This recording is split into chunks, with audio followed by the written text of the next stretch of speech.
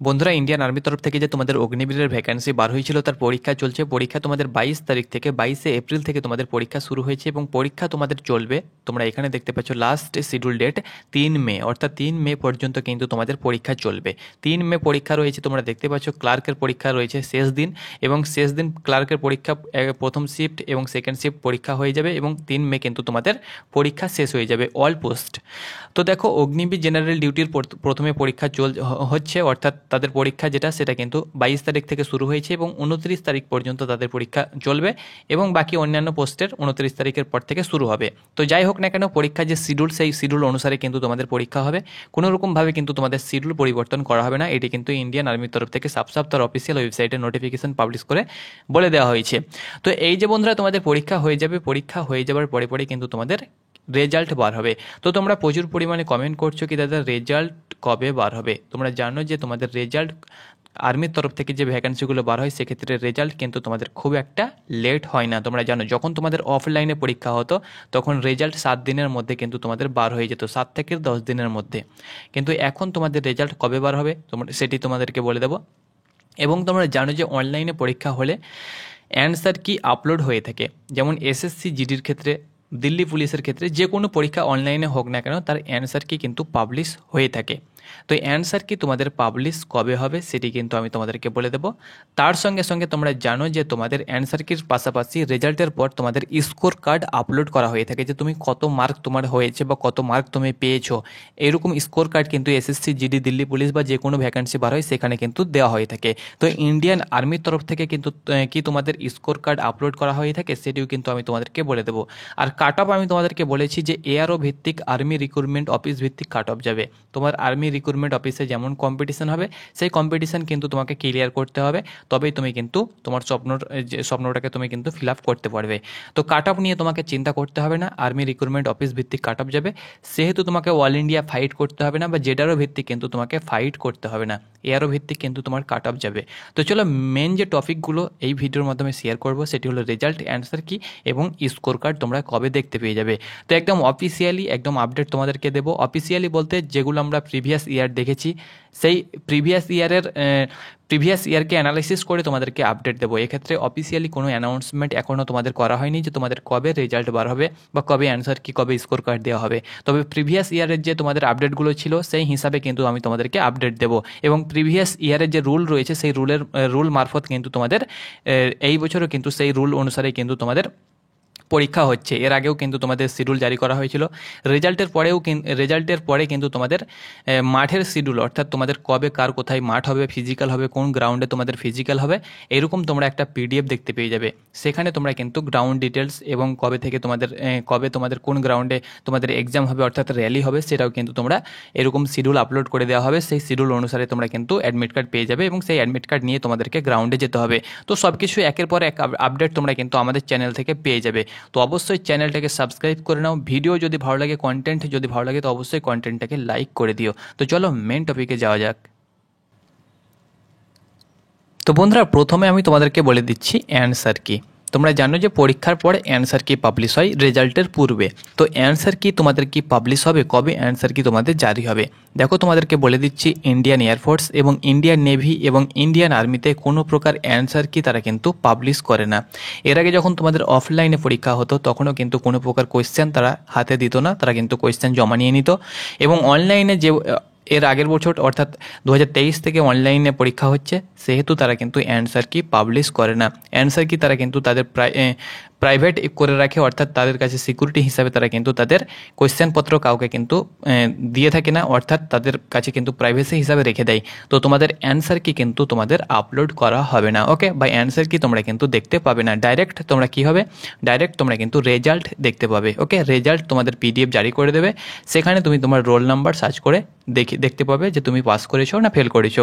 এক্ষেত্রে কোনো প্রকার অ্যান্সার কি তুমি কিন্তু আগে দেখতে পাবে না, ওকে। প্রিভিয়াস ইয়ার হিসাবে আমি তোমাদেরকে বলছি।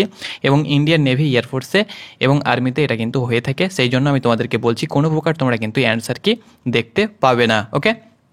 চলো নেক্সট বন্ধুরা, স্কোর কার্ড।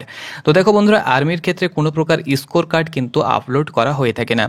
রেজাল্টের পরে তোমরা জানো যে এসএসসি জিডি দিল্লি পুলিশ বা এসএসসির তরফ থেকে যে তোমাদের পরীক্ষাগুলো কন্ডাক্ট হয়ে থাকে, ওকে, তো এসএসসির তরফ থেকে যে পরীক্ষাগুলো কন্ডাক্ট হয়ে থাকে তার প্রত্যেকটি পরীক্ষার রেজাল্টের পরে স্কোর কার্ড দিয়ে দেওয়া হয়ে থাকে যে তুমি কোন সাবজেক্টে কত নাম্বার পেয়েছো এবং তোমার টোটাল মার্ক কত।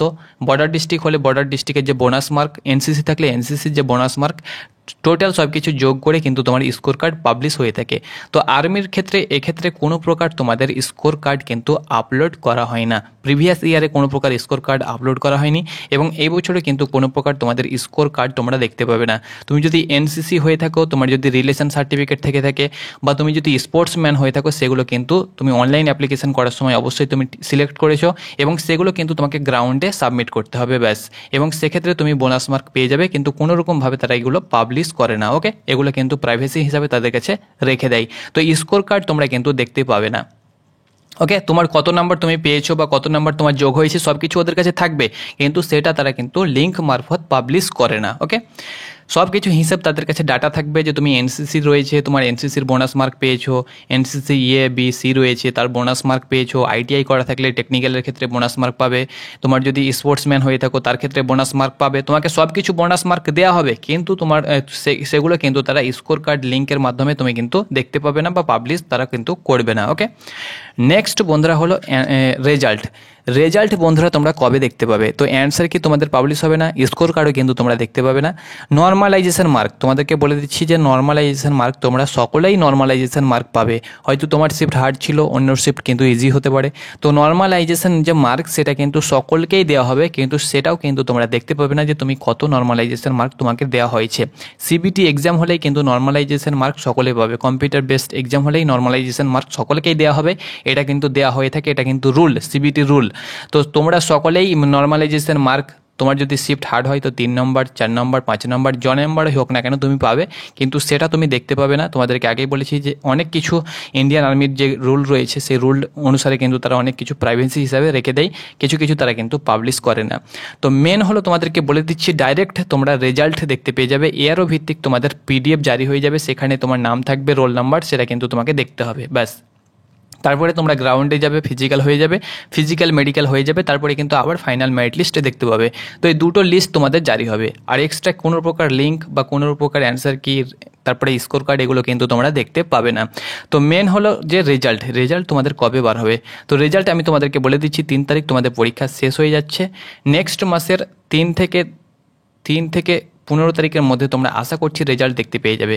অর্থাৎ 1 মাস তোমাদের রেজাল্ট বার হবে না, তোমাদেরকে বলে দিচ্ছি যে 1 মাস তোমাদের রেজাল্ট কোনো রকমভাবে তোমাদের রেজাল্ট বার হবে না। ওকে, 1 মাস পর তোমরা রেজাল্ট দেখতে পেয়ে যাবে। অর্থাৎ বন্ধুরা তোমাদের 3 মে তোমাদের পরীক্ষা শেষ হচ্ছে। তো 3 মে থেকে তোমরা জুন মাসের 3 তারিখ পর্যন্ত তোমাদের রেজাল্ট বার হওয়ার সম্ভাবনা অনেকটাই কম।